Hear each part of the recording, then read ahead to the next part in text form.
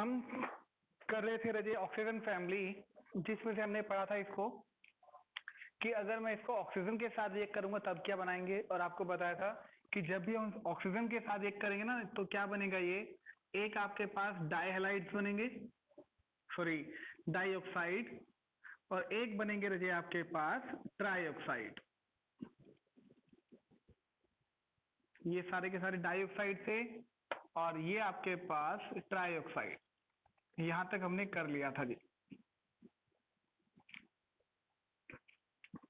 इसमें हमने यही पढ़ा था कि जो सल्फर होता है वो डाई और ट्राई दोनों बनाता है।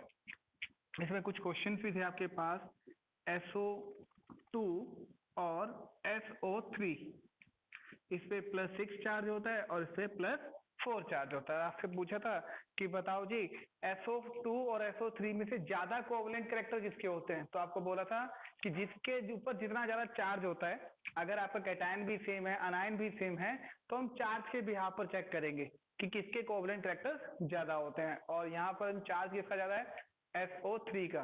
तो यानी कि सल्फर की जो +6 ऑक्सीडेशन स्टेट होगी उसके कोवलेंट कैरेक्टर ज्यादा होंगे एज कंपेयर किसके, SO2 के। इसलिए SO3 के जो कोवलेंट कैरेक्टर होते हैं वो हमेशा क्या होते हैं, ज्यादा होते हैं। ठीक, फिर इन दोनों में भी ये पूछा गया था कि ये दोनों ऑक्सीडाइजिंग और रिड्यूसिंग एजेंट की तरह काम करेंगे कि नहीं करेंगे, और कौन करेगा किसकी तरह काम, ये भी क्वेश्चन बहुत बार आया हुआ है। तो आपको सिखाया था रजे कि जो +4 की केस में है यहाँ पर वो +6 में भी जा सकता है। और आपको पता है जो +4 वाला +6 में जाएगा तो खुद का क्या करेगा, ऑक्सीडेशन। खुद का ऑक्सीडेशन करेगा तो काम किसकी तरह करेगा रजे, रिडक्शन की तरह काम करेगा। तो इसलिए +4 से +6 में जाएगा तो ये रिड्यूसिंग एजेंट की तरह काम करता है। अगर ये +2 में भी तो जा सकता था, अगर ये +2 में जाएगा तो क्या बनेगा, तो खुद का क्या करेगा, रिडक्शन। देखो जी +4 से +2 में जाएगा तो खुद का क्या किया, रिडक्शन। काम किसकी तरह किया, ऑक्सीडाइजिंग एजेंट। तो हमेशा ध्यान रखिएगा आप क्या बोलेंगे कि in case of +4 sulphur act as a oxidising agent as well as reducing agent. Sulphur act as a reducing agent as well as oxidising agent. ठीक है, फिर और अगर आपका कोई भी सल्फर +6 केस में है फिर क्या होगा, जैसे यहां पर। तो देखो अब ये कहता है कि सल्फर, ध्यान से सुना है बहुत अच्छा है, सल्फर का +6 ऑक्सीडेशन स्टेट मैक्सिमम है, कभी भी सल्फर उससे आगे +7 या +8 में नहीं जा सकता। ठीक है, अगर मान लो ये +7 में जाता है या 8 में जाता तो उसको ऑक्सीडेशन होता है, काम किसकी तरह करता है, रिड्यूसिंग एजेंट। पर कभी जाएगा नहीं तो मतलब कि ये रिड्यूसिंग एजेंट की तरह तो काम कभी भी नहीं करेगा। ध्यान से समझना कि +6 से +7 और +8 की तरफ कभी नहीं जाता, अगर जाएगा नहीं तो उसका ऑक्सीडेशन और नहीं हो सकता, और यानी कि वो रिड्यूसिंग एजेंट की तरह काम कभी भी नहीं करेगा। तो +6 सिर्फ कहां जा सकता है, तो ध्यान से देखो +6 वाले कंपाउंड +4 में जा सकता है या +2 में जा सकता है। और जब वो +4 या +2 में जाएगा तो उसको खुद को क्या करना पड़ेगा रजे, रिडक्शन करना पड़ेगा अपना। और काम किसकी तरह करेगा, वो ऑक्सीडाइजिंग एजेंट की तरह काम करेगा। काम किसकी तरह करेगा, ऑक्सीडाइजिंग एजेंट की तरह काम करेगा।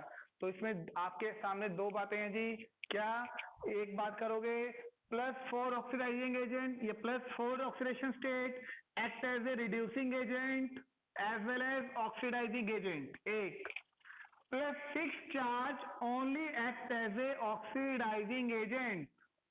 बस जो +6 वाले कंपाउंड है, +6 चार्ज वाले कंपाउंड होते हैं, वो सिर्फ ऑक्सीडाइजिंग एजेंट की तरह काम करेंगे, क्योंकि वो +6 आगे +8 में ऑक्सीडाइज नहीं हो सकता, इसलिए वो रिड्यूसिंग एजेंट का काम नहीं करेंगे। ये क्वेश्चन है जी आपका एनसीईआरटी के अंदर कि explain why +6 oxidation state can not act as a reducing agent, explain. तो आप रीजन यही दोगे कि in case of sulfur +6 oxidation has a maximum oxidation state, hence it cannot convert into the +7 or +8 oxidation state, so it cannot converted into the +8 and oxidation cannot possible. इसलिए क्या होगा, वो reducing agent की तरह काम नहीं करेगा, जबकि +4 वाले दोनों की तरह काम करेंगे। इसलिए इसको प्लीज ध्यान से देखिएगा, क्वेश्चन है, आपको काम आएगा। ठीक है, तो एक तो ये हो जाएगा जी आपके पास कि +4 और +6 के अंदर ऑक्सीडेशन स्टेट आपको बतानी है। फिर आएगा जी इसके पास कि +6 की ऑक्सीडेशन स्टेट धीरे धीरे क्या होगी, डिक्रीज होती चली जाती है और +4 की इंक्रीज करती चली जाएगी। कैसे होगा वो देखिए। अब यहां पर आ जाइए, हमें पता है यहां पर ये +6 चार्ज है सभी के ऊपर और पोलोनियम के ऊपर तो होता ही नहीं है।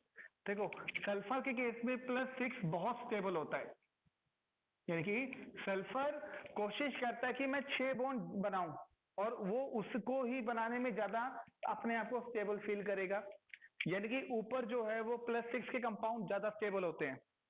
लेकिन आपको बहुत अच्छे से पता है कि जैसे जैसे हम डाउन द ग्रुप आएंगे, साइज इंक्रीज करेगा, वैसे वैसे इनर्ट पेयर इफेक्ट बढ़ता है और इनर्ट पेयर इफेक्ट की जैसे हमें पता है कि जो लास्ट वाले s ऑर्बिटल वाले इलेक्ट्रॉन है वो आगे एक्साइट नहीं होते, इसलिए वो 6 कंपाउंड नहीं बनाएगा। वो कितने कंपाउंड बनाता है, वो सिर्फ 2 और 4 बना के ही रह जाता है। तो क्या मैं ये बोलूं कि जितना अच्छा सल्फर 6 बॉन्ड बनाता है उतने अच्छे सेलेनियम नहीं बनाता, थोड़ा से कम परसेंट कम हो जाएगा। टेरिलियम उससे भी कम बनाता है 6 वाले, और पोलोनियम तो बनाता ही नहीं है। तो हम क्या बोलेंगे, +6 बनाने की टेंडेंसी डाउन द ग्रुप धीरे धीरे धीरे क्या होती है, डिक्रीज होती है, धीरे धीरे क्या होती है, डिक्रीज होती जाती है बच्चे। फिर +4 की बात करो, +4 की बात करेंगे तो देखो इन सभी पे +4 है। अब सल्फर जो है वो उसके वो +2 +4 +6 सब बनाता है, लेकिन आपको अभी पढ़ा कि सल्फर तो 6 बनाने की टेंडेंसी ज्यादा रखता है, कि वो कोशिश करता है कि मैं कितने इलेक्ट्रॉन बना लूं, 6 बना दूं। तो सल्फर सोचता है कि मैं 6 बनाऊं, यानी कि अभी 4 बॉन्ड बनाने की टेंडेंसी सल्फर की कम होती है। ठीक है, तो यहां +4 की स्टेबिलिटी क्या होगी, लेस, ये लेस स्टेबल है। लेकिन आपको अभी बताया कि नीचे जाते हैं तो 6 बॉन्ड बनाने की टेंडेंसी कम होती है, लेकिन 4 बॉन्ड बनाने की टेंडेंसी नीचे जाते तक जाएंगे तो क्या होती है, इंक्रीज कर जाती है, क्योंकि ये टेरिलियम और पोलोनियम बहुत अच्छे +4 वाले कंपाउंड बनाती है, स्टेबल होते हैं जी। इसलिए +4 की टेंडेंसी डाउन द ग्रुप क्या हो रही है, इंक्रीज। देखो यहाँ ये लेस स्टेबल है, थोड़ा ज्यादा स्टेबल, और ज्यादा स्टेबल, और भी ज्यादा स्टेबल।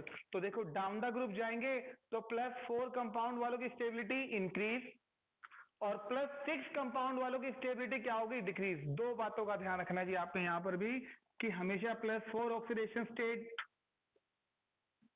डाउन द ग्रुप क्या होगा, इंक्रीज करेगा रजे, और +6 oxidation state down the group क्या करेगा, डिक्रीज करेगा। ठीक है, ये क्वेश्चन भी बहुत बार आया हुआ, सिर्फ रीजन वही देंगे, due to the inert pair effect. Inert pair effect की वजह से कहता है जी कि नीचे जाएंगे तो +6 की जो स्टेबिलिटी है वो कम होगी और +4 की जो स्टेबिलिटी है जी वो क्या होगी, ज्यादा होगी। ठीक है, नेक्स्ट देखते हैं इसके अंदर हम,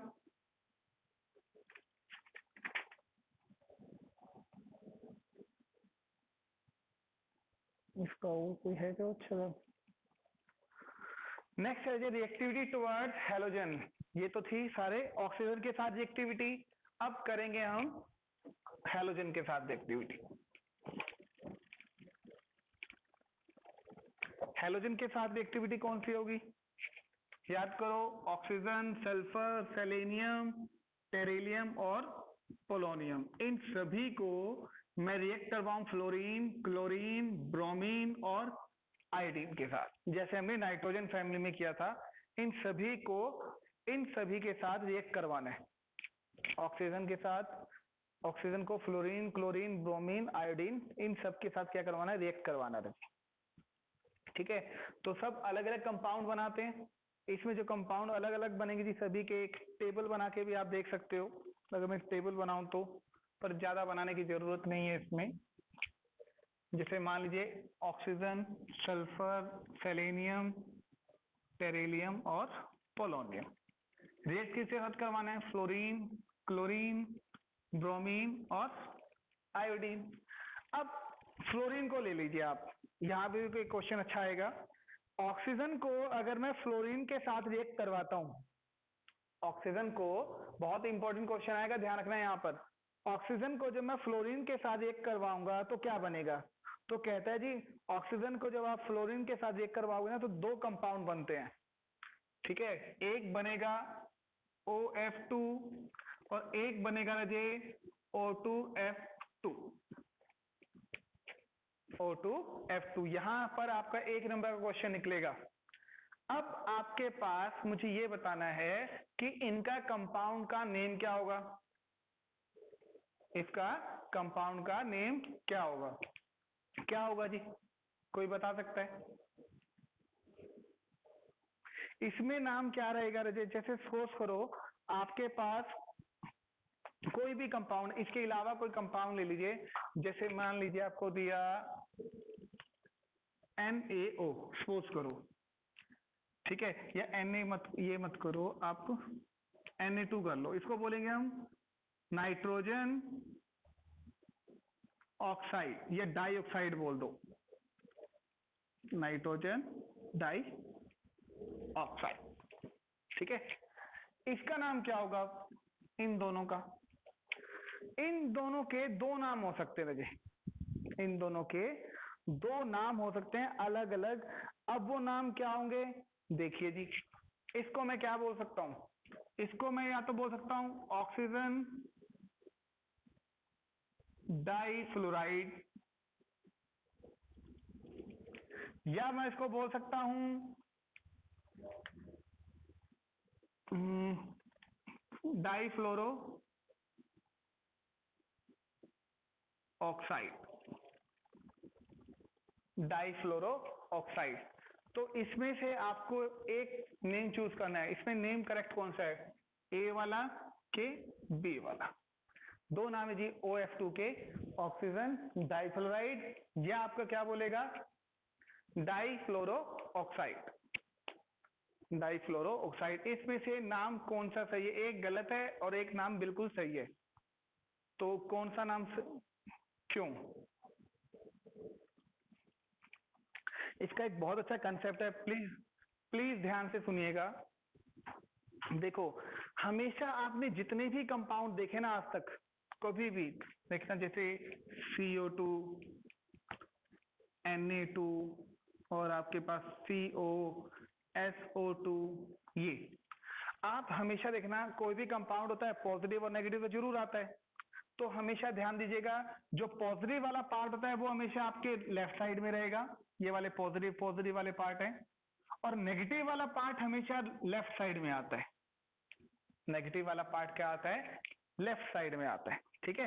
एक चीज, आप जब भी इनमें से किसी का भी नाम उठा लो, सुनना ध्यान से, इसका नाम है carbon dioxide, sodium oxide, carbon monoxide, sulphur dioxide, ठीक है। यहां पर लास्ट में नाम वर्ड यूज हो रहा है ऑक्साइड।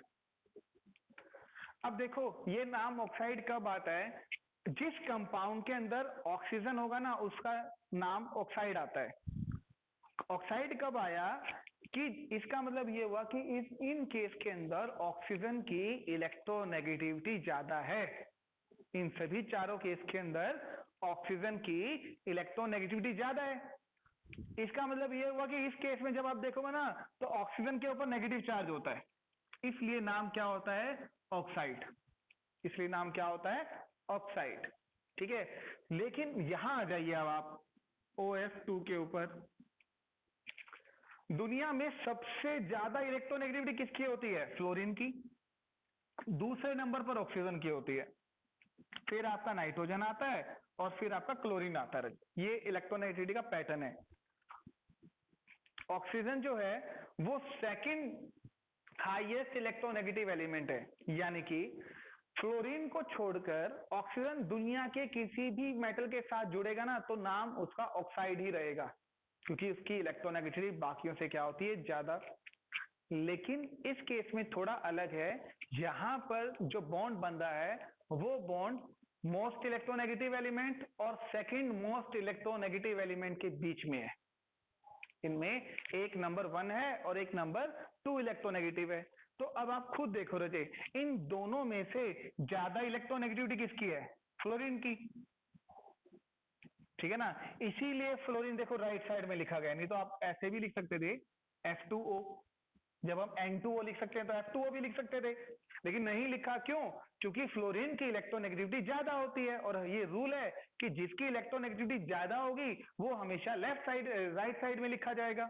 इसलिए कभी भी F2O नहीं होता, क्या होता है? OF2 होता है। इसलिए ये हमेशा ये बनेगा, ये कभी भी ये नहीं होगा। एक बात ठीक है। चलो जी, अब बात जब पता ही चला कि फ्लोरीन की रिएक्टिविटी ज्यादा है, इलेक्ट्रोनेगेटिविटी ज्यादा है, तो अब ऑक्साइड नहीं लिखेंगे हम यहाँ पर, क्योंकि ऑक्सीजन की तो इलेक्ट्रोनेगेटिविटी कम है। तो यहाँ पर कौन आया? इलेक्ट्रोनेगेटिविटी ज्यादा किसकी? फ्लोरीन की ना। इसलिए अब हम ऑक्साइड ना लिख के फ्लोराइड लिखेंगे। अब ऑक्सीजन को सिर्फ ऑक्सीजन ही लिखा जाता है, फ्लोरीन को क्या लिखेंगे अंग्रेजी? फ्लोराइड लिखा जाता है।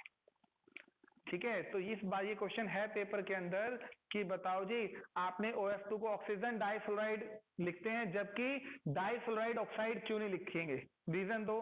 तो रीजन आप यही बोलोगे कि इन दोनों केस के अंदर ऑक्सीजन की इलेक्ट्रोनेगेटिविटी फ्लोरीन के कंपैरेटिवली कम होती है, और हमें पता है कि जिसकी इलेक्ट्रोनेगेटिविटी कम होगी वो हमेशा क्या आता है? लेफ्ट साइड में, और ज्यादा वाला राइट साइड में आता है। इसलिए ऑक्सीजन सिर्फ फ्लोरीन को छोड़ के जब भी ऑक्सीजन बॉन्ड बनाएगा, किसी के साथ भी कंपाउंड बनाए, तो नाम ऑक्साइड होता है। बट इन दोनों केस के अंदर ऑक्सीजन का नाम क्या होगा? ऑक्सीजन ही होगा, ऑक्साइड नहीं होगा, क्योंकि इसकी इलेक्ट्रोनेगेटिविटी ज्यादा होती है जी आपके पास फ्लोरीन की। ठीक है। तो ये क्वेश्चन बहुत बहुत बहुत इंपॉर्टेंट था, प्लीज इसको ध्यान से पढ़िएगा। ठीक है। एक तो हैलोजन के अंदर ये सबसे था, आपके पास सल्फर के साथ जिसमें क्वेश्चन आने वाले ना, मैं आपको उसी के अकॉर्डिंग बताता हूँ। एक आ गया ये क्वेश्चन, आपके पास जब भी आप सल्फर को रिएक्ट करवाओगे ना, तो आपके पास दो टाइप के कंपाउंड मिलेंगे, एक आपको SF4 मिलेगा और एक आपको SF6 मिलेगा। एक SF4 और एक मिलेगा आपको SF6। सल्फर और सल्फर हेक्साफ्लोराइड। ठीक है जी। इस SF6 के ऊपर भी बहुत इंपॉर्टेंट क्वेश्चन आता है, और आता ही आता है, हर साल आता है, हर बार आता है। तो इसमें बोलेगा, आपसे पूछेगा sulphur SF6 is most stable compound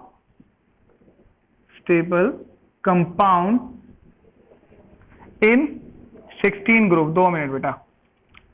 कहते जी आपके पास जो SF6 है वो सबसे स्टेबल कंपाउंड होता है पूरे 16 ग्रुप फैमिली के अंदर। ये किसने कर दिया?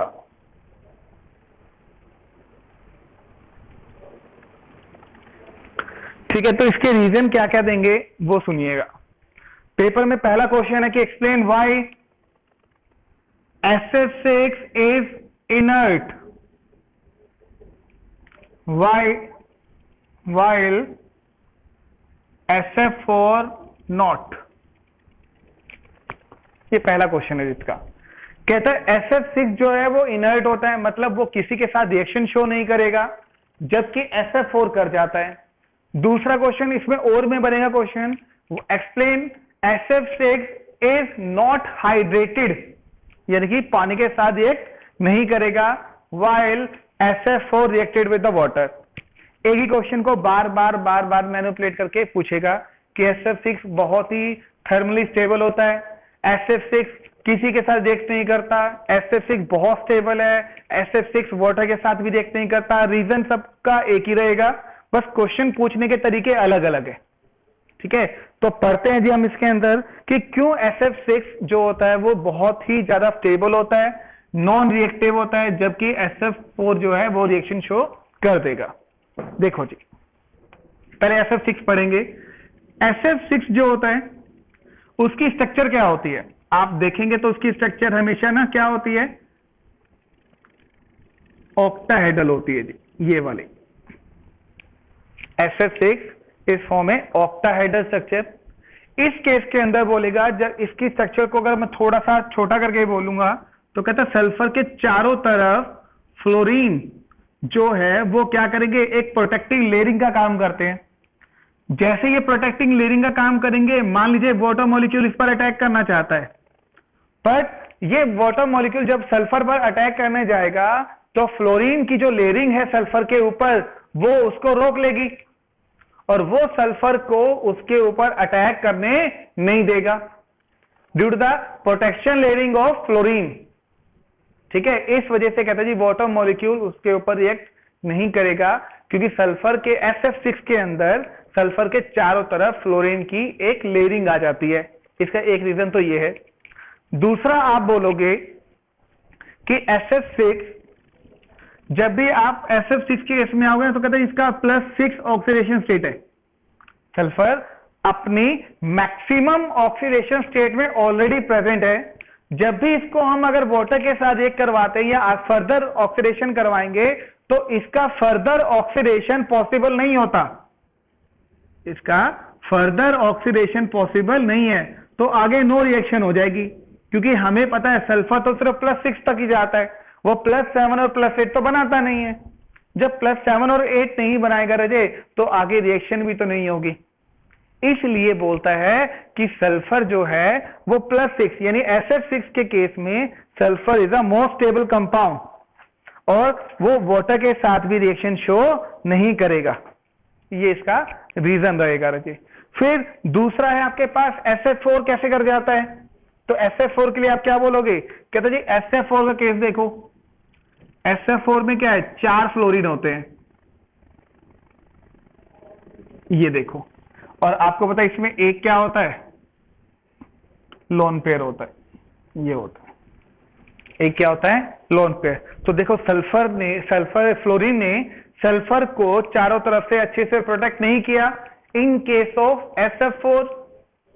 इस वजह से जो वाटर मॉलिक्यूल है वो सल्फर के ऊपर इजीली अटैक कर जाएगा, जिसकी वजह से सल्फर एक हाइड्रेटेड कंपाउंड बना लेगा, जबकि SF6 के अंदर ऐसा नहीं होता क्योंकि इसके चारों तरफ फ्लोरीन की एक लेयरिंग होती है। एक रीजन दोगे। दूसरा रीजन आप ये भी बोल सकते हो कि SF4 के अंदर क्या होता है, कहते जी इसके ऊपर +4 चार्ज है। सल्फर क्या होता है इस केस के अंदर, +4 चार्ज है, और आपको अच्छे से पता है कि अभी जब सल्फर +4 में है तो वो दोनों तरफ मूव कर सकता है, वो +6 में भी जा सकता है और वो +2 में भी जा सकता है। क्या करेंगे, अगर ऑक्सीडेशन कराएंगे तो +6 में भी जा सकता है और रिडक्शन करवाना चाहेंगे तो हम +2 में भी जा सकता है, यानी कि दोनों केस अवेलेबल हैं आपके पास। इसलिए यहां भी फर्दर रिएक्शन पॉसिबल है और पीछे भी फर्दर रिएक्शन पॉसिबल है। इसलिए SF4 रिएक्टिंग सब्सटेंस है, जबकि SF6 एक नॉन रिएक्टिंग सब्सटेंस के नाम से जाना जाता है जी। ठीक है, तो ये भी क्वेश्चन बहुत बार आपके पेपर बोर्ड में आया हुआ है कि SF6 is a kinetically inert substance, explain why. तो अपने रीजन यही देना है कि इसके पास क्या नहीं होते, इसके पास मैक्सिमम ऑक्सीडेशन स्टेट होती है, आगे फर्दर ये रिएक्ट नहीं कर सकता, इसलिए SF6 आगे बहुत स्ट्रॉन्ग एक मॉलिक्यूल या रिएक्टेंट सब्सटेंस की तरह बिहेव करता है। अब ये इसका रीजन देंगे देखिए। ठीक है जी, तो ये होगा जी आपके पास SF6 के केस के लिए। नेक्स्ट कौन सा है जी इसके अंदर, एक मिनट भाई देखना पड़ेगा कौन सा रह गया।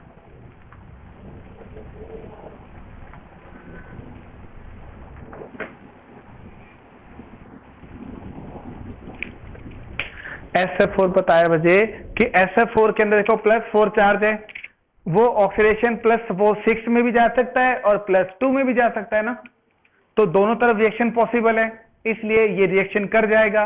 दूसरा SF4 के केस में देखो चारों तरफ से प्रोटेक्शन नहीं है, उसमें चारों तरफ से प्रोटेक्शन नहीं है, वो देखो सिर्फ यहां से प्रोटेक्शन है, 1 2 3 4, यहां से तो खाली है, तो यहां से अटैक कर सकता है जी आपका वाटर मॉलिक्यूल, तो रिएक्शन तो हो जाएगी ना वाटर के साथ। लेकिन जब कहते जी आप यहां की बात करोगे तो यहां चारों तरफ से कवर है, तो वाटर मॉलिक्यूल यहां पर रिएक्शन शो नहीं कर पाएगा। ठीक है जी, यहां तक समझ में आया सभी को? ठीक है जी, ये हो गया जी आपके पास हैलोजन के लिए। अब करेंगे इसके एनामोलस बिहेवियर। ये तो बहुत सिंपल से ही होते हैं। एनामोलस का मतलब क्या होता है, different from the other group elements oxygen, sulphur, selenium, tellurium और पोलोनियम। आपको ये बताना है कि ऑक्सीजन जो है एक वो डिफरेंट एलिमेंट है, डिफरेंट प्रॉपर्टी बोल दो कि इसकी प्रॉपर्टी क्या होती है, डिफरेंट होती है जी बाकी अदर से। कैसे? तो हम बोलेंगे पहला, जिसका साइज छोटा होता है, बाकी का साइज क्या होता है, बढ़ता चला जाता है। सल्फर का साइज क्या, बाकी का साइज क्या होता है, इंक्रीज करता चला जाएगा।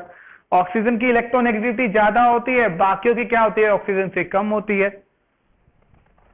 और क्या था, आयनाइजेशन एनर्जी, ऑक्सीजन की आयनाइजेशन एनर्जी ज्यादा होती है, जबकि बाकी रेस्ट ऑफ द एलिमेंट्स की जो आयनाइजेशन एनर्जी वो क्या होती है, कम होती है। फिर ऑक्सीजन जो है वो डाई एटॉमिक होता है, ये सिर्फ 2 के साथ ही जुड़ेगा O2 की फॉर्म में, बाकी सब 8 की फॉर्म में जुड़ते हैं, तो ये सब बाकी क्या होंगे, ऑक्टा एटॉमिक हो जाएंगे। ऐसे बोलो। दूसरा बोलो, ऑक्सीजन जो है वो गैस फॉर्म में ही रहता है, बाकी सब क्या है, सॉलिड फॉर्म में होते हैं। इसका रीजन क्या था, आपको बताया था, क्योंकि ऑक्सीजन में पाई बॉन्ड होता है, इसलिए वो गैसीय स्टेट में होता है। बाकी जब सॉलिड में, क्योंकि वो सारे सिंगल बॉन्ड बनाते हैं। ठीक है, ये रीजन दोगे। और इसमें क्या हो सकता है रीजन में, इसके जितने भी आपके पास ऑक्साइड्स हैं वो सारे क्या होते हैं, एसिडिक, और बाकी सबके जो ऑक्साइड है वो क्या होते हैं, बेसिक होते हैं जी, ऑलमोस्ट। बस इसमें इतने ही, इसके मेन तो बाकी वो सेम ही रहेगा जी आपके पास। और इसमें क्या है जी आपके पास, तो इसकी फिजिकल और केमिकल प्रॉपर्टी थी। कितने मिनट पढ़े हैं इसको, क्लास को देखना एक बारी, अभी पढ़े क्या 5-7 मिनट और? ठीक है, एक एलोट्रोप हो जाएगा इतने में।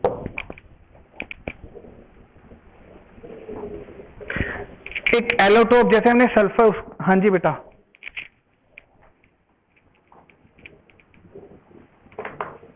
कौन है ये, कर दो, कोई भी है। ट्रिकोल किस लिए बनाया था कि फिर तुम वही हरकत करने लग गए ना। शिवांशु, कोई नहीं, कल से कुछ नहीं, तुम किसी काबिल नहीं हो तुम। बस चुप रहो। सुनो, आए रिकॉर्ड हो रहा है, क्यों मत्था मार रहे हो।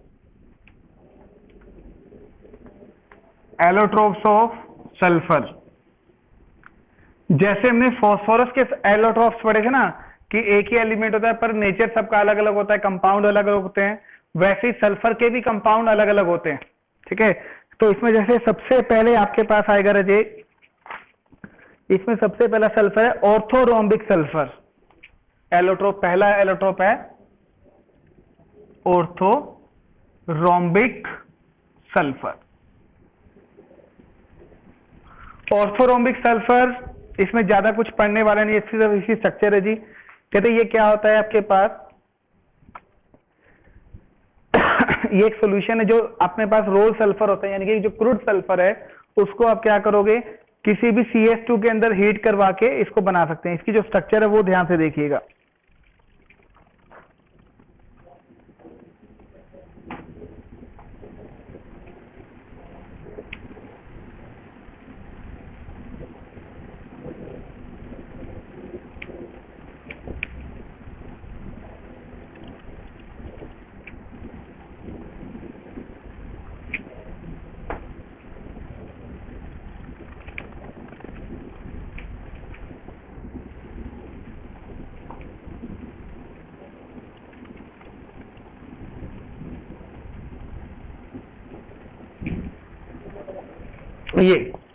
ये देखो जी, W जैसे दिखाई दे रहे हैं ना आपको, कॉर्नर में सारे सल्फर होते हैं। इस सल्फर को क्या बोलेंगे हम, ये रोम्बिक सल्फर होता है। इसको क्या बोलेंगे, this is the rhombic sulphur. ठीक है, ये रोम्बिक सल्फर की स्ट्रक्चर है। इसकी प्रॉपर्टी जब आप पढ़ोगे तो बोलोगे it is a thermally and electrically conductor. ठीक है, it is insoluble in water. ये सब आपने पढ़ना नहीं है, पेपर में आता भी नहीं है। ठीक है, लेकिन फिर भी थोड़ा सा नजर मार लेंगे कि ये ना हो कि आपको बिल्कुल ही ना पता उसके बारे में। तो ये इसकी क्या होती है, स्ट्रक्चर होती है। वाटर के अंदर इनसोल्युबल होता है, लेकिन ऑर्गेनिक सॉल्वेंट में बहुत ही सोल्युबल है। It is the most stable form of the sulphur at a room temperature. ये रूम टेम्परेचर पे बहुत ही क्या होता है, स्टेबल फील करता है रजी। दूसरा रजी इसके आपके पास मोनोक्लिनिक सल्फर, ये इसको आप मोनोक्लिनिक सल्फर बोलेंगे, बी पार्ट इसका मोनोक्लिनिक सल्फर।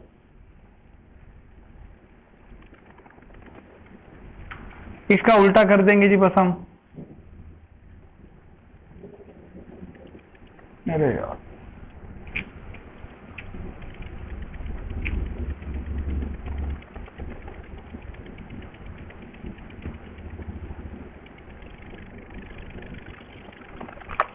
ये बन ही नहीं रहा उल्टा तो।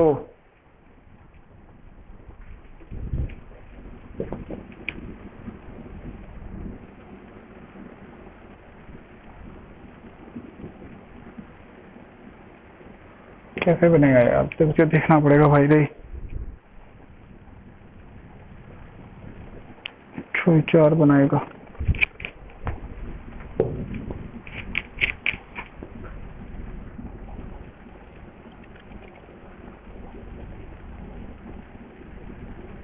ऐसे बनेगा जी।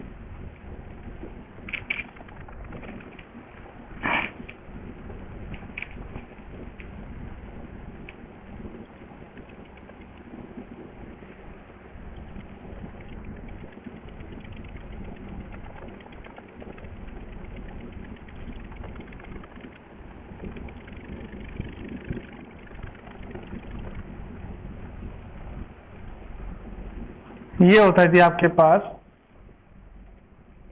Monoclinic sulphur. इसमें दो ऐसे याद रखो, सीधा जो होगा वो क्या होगा, ये सीधे तीनों W होंगे, वो रोम्बिक सल्फर। और जो मोनोक्लिनिक में दो उल्टे, एक M, 2 M होते हैं और बीच वाला W होता है, ऐसे याद रखना है इसको। ये आपके पास क्या होता है, मोनोक्लिनिक सल्फर। ये ना कंपटीशन के अंदर आता है, बोर्ड में तो फिर भी नहीं पूछता है, पर कंपटीशन में स्ट्रक्चर के बिहाफ पर पूछ रहे थे कि कौन से टाइप का सल्फर आपसे इससे बिलोंग करता है। ठीक है, तो यहां तक करो जी आज, बाकी कल करते हैं। यहां तक पढ़ के आना और यहां तक नोटबुक भी कंप्लीट कर लो, हो जाएगा। ओके बेटा। शिवांशु लीव मत करियो, बाकी सब लीव कर दो बेटा।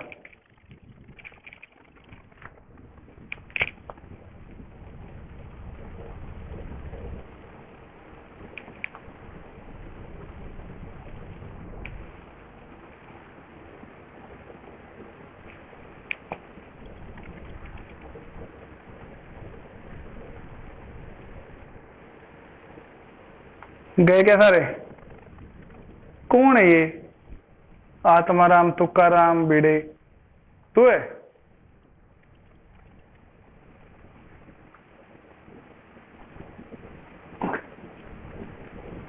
अच्छा गधा कहेगा। और ये कौन है? ये पूजा गोयल, पता नहीं चला?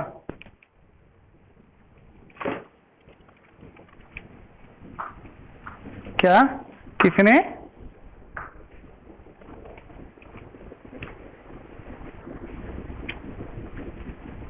ये पूजा गोयल वाला,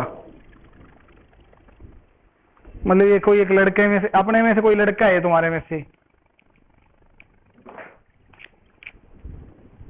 अरे है तो ये लड़का ही, लड़के मैं वही तो कह रहा हूँ।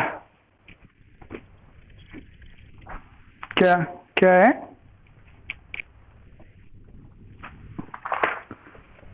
तीन लड़की क्यों, तुम नहीं हो?